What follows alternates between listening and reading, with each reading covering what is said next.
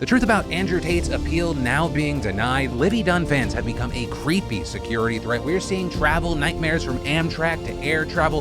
What the hell is happening in the house? We've got all that and more to talk about on today's DeFranco show, so buckle up, hit that like button, let's just jump into it. Andrew Tate belongs in jail. That, according to a Romanian court that denied his appeal yesterday in upholding his 30-day arrest. A little less than 2 weeks ago, Tate, his brother, and 2 Romanian women were arrested in a sex trafficking investigation, initially being held for 24 hours and then that being extended to 30 days. And now their appeal has been rejected, and as for why, the Associated Press reported that the judge said, quote, the possibility of them evading investigations cannot be ignored and that they could leave Romania and settle in countries that do not allow extradition. So now Tate and his alleged crime crew have to remain in custody while officials investigate, but very big thing here. This whole situation might not be done after 30 days. Prosecutors can actually request that their detention be further extended to 180 days. Also, as far as some of the specifics with the appeal, reportedly one of the reasons Andrew Tate and his brother tried to use, to appeal their 30-day detention was saying that they apparently have small children in Romania, Andrew has notably claimed in the past that he has 10 kids with different women. And so in response to the court's decision, the Tate brothers' lawyer said he was disappointed and that it felt excessive to keep the two locked up. This also after previously saying that the prosecutors had no evidence in their case against the Tates. And further, arguing that Andrew's social media posts cannot be used as evidence because he is portraying a character online. Essentially arguing that his top G persona online is so ridiculous, it's obviously a character, he doesn't believe any of it. But also that argument is to be expected since a lot of the video online appears to just be Andrew Tate snitching on himself. But ultimately we're gonna have to see where that argument lands and also just what happens from here. Because as things stand now, it appears that the act has not been dropped, There are still cryptic posts coming from Tate's Twitter account. Also following the judge's decision to reject the appeal, we saw tweets like, when Allah said, I test only those I love, I took the pain like it was an honor, which of course we saw some people supporting, others saying this is yet another example of Andrew Tate trying to have some faith washing. This because he recently adopted the faith and people have accused him of trying to use that religion as a shield. His account also tweeting, my whole life everyone called me paranoid. They say I worked too hard. They said it was impossible. They said I was worried about nothing. They said I was at war with an enemy that didn't exist. They said I was rushing for no reason. Today, they just say I was right. But then, this morning shifting gears and joining the rest of the internet and mocking Logan Paul, writing, LOL, even in Romanian prison, they talk about Logan Paul being a scammer. Though, notably there, and it's easy to get confused because Logan Paul has had just so many controversies in such a short time period. Most of the internet over the last 24 hours have been talking about Logan Paul and his former pig Pearl. That whole situation we talked about yesterday, as well as Logan later in the day tweeting, the Matrix is real, pray you never become its target. Which honestly, I have to say, I hope is him trying to joke or troll during this situation, because it is genuinely comical the number of people who are saying the Matrix it's attacking, when often what we're just seeing are people having criticisms of actions and people being held accountable, just like it appears we may be seeing with Andrew Tate. But for now, we let the investigation continue, and in the meantime, I'd love to know your thoughts on these stories. And then, have y'all heard about Livvy Dunne?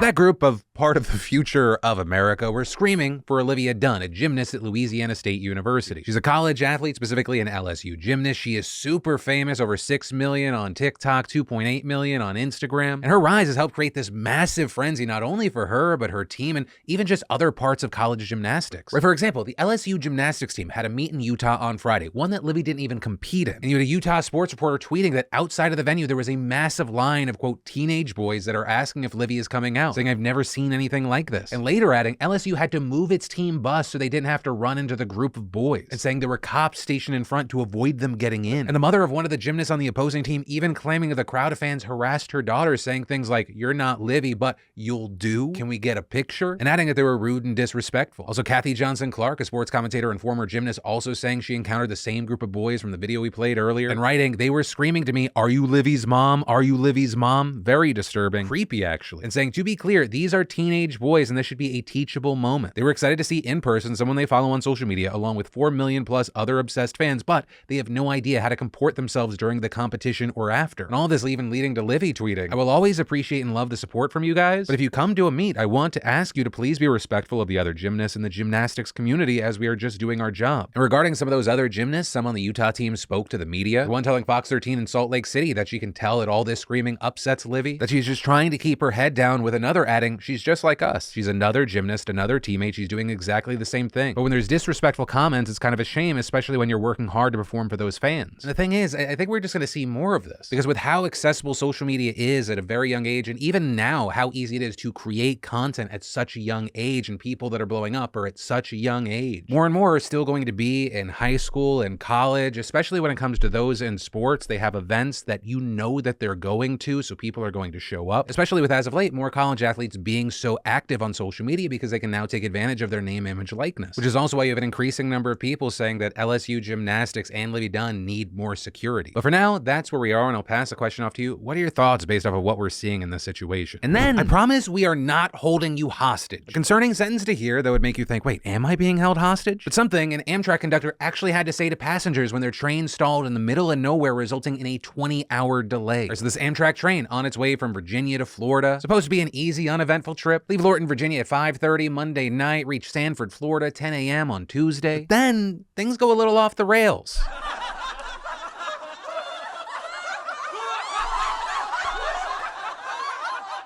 Myself. But that's because the train had to be rerouted after a freight train of 25 cars and 2 locomotives was derailed in South Carolina. Now, luckily, that derailed train, it didn't contain any hazardous materials, no one was hurt, but the passenger train had to take a detour, still heading south until they had to stop in a wooded area in South Carolina where they were stalled for hours because the crew of the train reportedly timed out, meaning that they could no longer legally operate the train. So the passengers ended up just having to wait for a new crew to arrive there in the woods before they could get moving again. With some of the passengers so freaked out, they reportedly called the police because they thought they were being held hostage. That is, before the conductor, and definitely not a terrorist who took over the train in pursuit of secret gold in one of the cars, assured them that they were fine. So once again, for those of you that are calling the police, we are not holding you hostage. We are giving you all the information which we have. We are sorry about the inconvenience. As soon as more information is available, we will let you know shortly.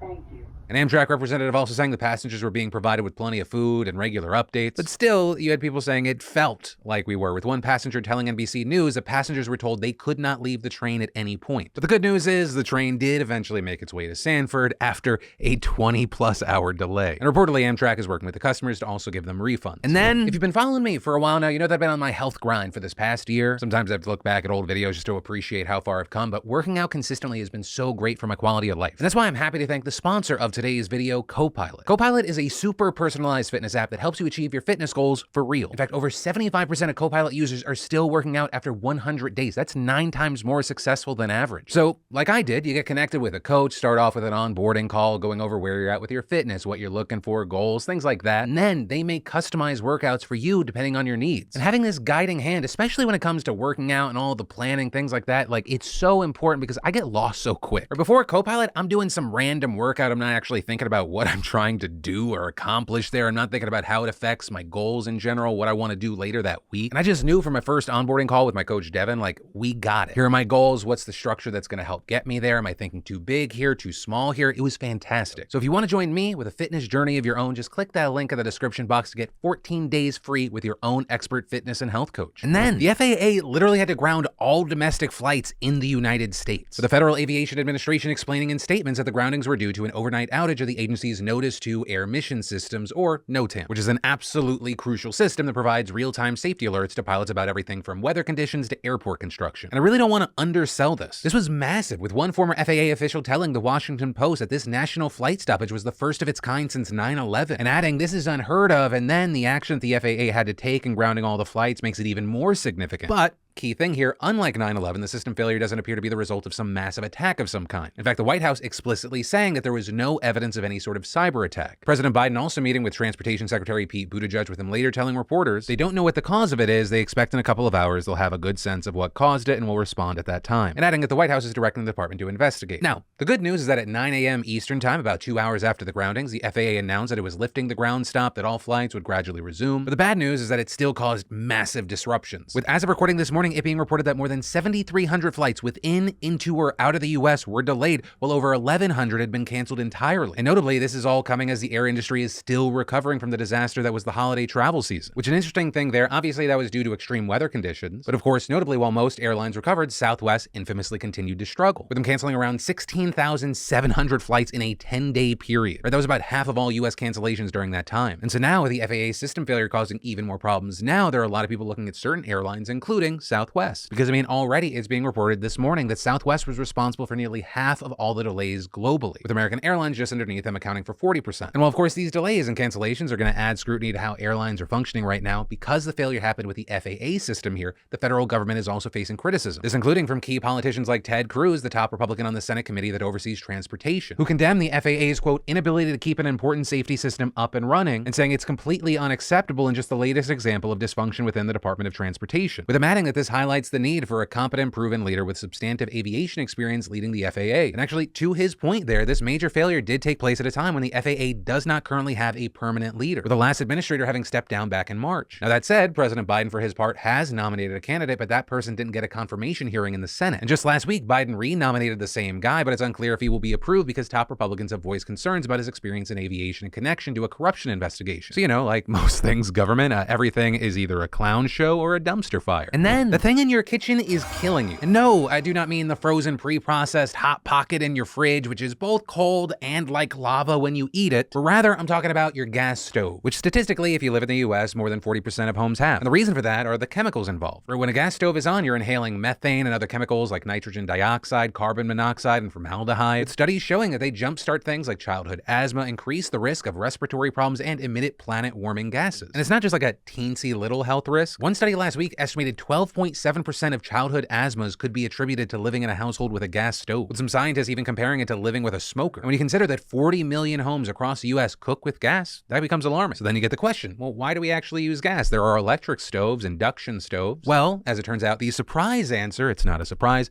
capitalism. Right, that quirky little girl capitalism doing her thing. Right, starting in the 1930s, the natural gas industry blanketed the American public with propaganda from commercials and advertisements to slogans and even 80s rap. Cooking with gas. Cooking with Gas. We all cook better when we're cooking with gas. Gas is so hot it's not on when it's off. It's the only way to cook. That's what I was taught. Very dope fresh, am I right? But in recent years, they've refined their effort, doing things like hiring PR firms to oppose local bans on gas appliances, though that hasn't stopped some cities like New York, Seattle, and Los Angeles from moving to ban them in certain new homes and apartments. Plus, this is a key thing, listen up, the federal government has also taken its own step with last year's Inflation Reduction Act, because you may not know, that includes cash to help low and moderate income households switch off their gas stoves. Right, a nearly $850 rebate for those that make the switch to electric appliances, plus an additional $500 to help cover the cost of converting. With that, the American Gas Association, who of course only want the best for you and only you, it's not about them, they say this could significantly drive up the overall cost of housing. But there's also happening as a commissioner from the Consumer Product Safety Commission says they're looking into tightening safety standards around gas appliances, which we've seen infuriate both the gas industry and Republicans on Capitol Hill, with Representative Kathy McMorris Rodgers, who chairs the House Committee on Energy and Commerce, questioning the research linking gas stoves to asthma. But hey, in the meantime, if you want to be a little safer, if you go to like Amazon, you can get an electric griddle for $25. You pair that with an air fryer, which you can even get the $40 air fryers on Amazon, and you can make everything. And I'm telling you to do this without providing an Amazon affiliate link like an idiot. And then, what are Republicans doing with their newfound power in the House of Representatives? Well, yesterday we saw the House GOP voting to approve a resolution that'll create a select subcommittee to investigate what they said is the weaponization of the federal government, which I'm going to go out on a limb here and say I don't think they're referencing things how like people that Trump hated like Comey and McCabe, even though the odds are in the millions, were both selected for severe IRS audits. But that vote passed 221 to 211 entirely along party lines, with all Democrats opposing. What they're doing here is actually quite significant for a few reasons. First of all, it marks one of the first moves the Republicans have made to fulfill their promise of using their new power to probe what they claim is an organized effort by the government to silence conservatives. So this is just the beginning. We can expect to see a lot more from them. And second, Democrats have said that this panel represents an unprecedented break in protocol for criminal inquiries and national security concerns. And that's because this subcommittee will be given the power to investigate literally any federal agency that gathers information about Americans, including in cases where there's an ongoing criminal investigation, which totally goes against the DOJ's long-standing rule of not giving out any info regarding any ongoing probes. But beyond that, the panel will also have the power to get access to some of the most sensitive government secrets, like intel about covert actions that are usually only the jurisdiction of congressional intelligence committees. And another reason the formation of this committee is so notable is that it's set to be led by Representative Jim Jordan, a staunch supporter of Donald Trump who was heavily involved in the effort to overturn the 2020 election and even strategized with with Trump about how to disrupt the House certification. And although the panel will be under the control of the Judiciary Committee, the 8 Republicans and 5 Democrats who will serve on it do not need to be members of the Judiciary Committee. And so as a result, you have some Democrats raising concerns that this could result in a situation where members of the committee are able to interfere in investigations that literally involve themselves. With reports noting that the resolution appears to allow Jordan to issue subpoenas to the DOJ regarding its investigations into Trump's attempt to overturn the election, his mishandling of classified documents, and other politicized matters. With Jordan, for his part, saying he is only interested in protecting the First Amendment and claiming that conservatives are being targeted and asserting, we don't want to go after anyone, we just want it to stop. But you have Democrats arguing this is just a transparent attempt to meddle in ongoing investigations and create further polarization. This including Representative Dan Goldman, who condemned the move, saying, the primary purpose of this special subcommittee is to interfere with the special counsel's ongoing investigation into a conspiracy to overturn the 2020 election. And adding, this is a shocking abuse of power, but it's not just the usual efforts by members on the other side of the aisle to once again do Donald Trump's dirty work. This time, they're trying to protect themselves. With that also echoed by Representative Gerald Nadler, the top Democrat on the House Judiciary Committee, with him arguing that the goal of this panel was to, quote, enable the House Republicans to interfere with the free operation of businesses they do not like, to inhibit the fight against domestic terrorism, and to settle political scores on behalf of Donald Trump. And meanwhile, you had Representative Jim McGovern really putting things into perspective and comparing this panel to the infamous House Committee on Un-American Activities, right, which was created during the Red Scare McCarthy era to demonize people suspected of supporting communism. So if history is any indication of the present, this isn't just going to be a clown show. I mean, we could be in for a wild fucking ride. And that's just with this stuff. I'm not even talking about the debt ceiling stuff. While it's not the majority of them, there are enough Republicans with a burn it all down mentality that the US may actually default on debt. Because yeah, there's all this talk from strategists of like, okay, who is the American public going to blame if it actually happens? But beyond that, fuck the strategy element of it. Like, that's something that could affect millions and millions of lives in a negative way. But hey, that is where we are, and we're gonna have to wait to see how all of this plays out. And then the stuff that's buried beneath this village is causing a war between police and protesters. Right? A fever pitch was struck today in Lützerath, a German village that's been abandoned by its residents for more than a year. But for just as long, hundreds of climate protesters have camped out there to block what they see as humanity's collective suicide. Because you see, Germany had planned to phase out coal as early as 2030, a date many believe is not soon enough. But when Russia brought an unjustified war to Ukraine, it cut off natural gas supplies to Europe. So Germany's coal-fired power plants have soared back to life, generating 20% more electricity from coal over the first half of 2022 than in the previous year. And then in walks RWE, an energy company that projected a €5 billion profit last year. And in its effort to expand coal production in Western Germany, it just bought the village and got the state's approval to demolish it. That way, the entire community can literally get swallowed up by the nearby coal mine, and RWE can make some sweet fat bucks off that sweet, sweet black treasure hidden underneath the village. But none of that's going to happen until the protesters are gone, and to that end, an army of police in riot gear showed up to evict them, which, you know, you think would be simple. You just handcuff them, you pull them out of there, but these protesters are clever. They erected barricades to keep the cops out, created a whole tent city, formed a human chain to stick together. They even strung up ropes connecting tree houses to one another so they can crawl over the heads of the authorities. You can also see them dangling from ropes out of windows and even wire stretched taut between buildings like a circus act. And today we ended up seeing the police moving in to clash with the crowds on the ground without much success, actually. You see them dragging away a couple of men as more watch angrily, as one guy appears to fight back, striking an officer with what looks like a shoe. Others using different tactics like firing off actual pyrotechnics horizontally near the police. But all of that, at least for now, ending in a stalemate, with police and protesters continuing to stare each other down as you're watching this. And right now, there's an expectation, and it's kind of a blind guess if this is going to go on for days or even weeks, which also appears to be exactly the activists' goal. Because interestingly, they're pinning their hopes on a German law that prohibits the felling of trees between February and September. So in theory, if they hold out long enough, they can delay the demolition, with one of them explaining, nobody wants to be out there in the cold right now and defend the forest or village. But I think that people have realized that they have to do that in order to secure the future of future generations. But that is where today's show ends. Thank you for being a part of yet another daily dive into the news. If you need more, I got a bonus video here. If you need yesterday's show, catch up here, or links, of course, in the description. But of course, as always, my name's Philip DeFranco. You've just been filled in. I love yo faces, and I'll see you tomorrow.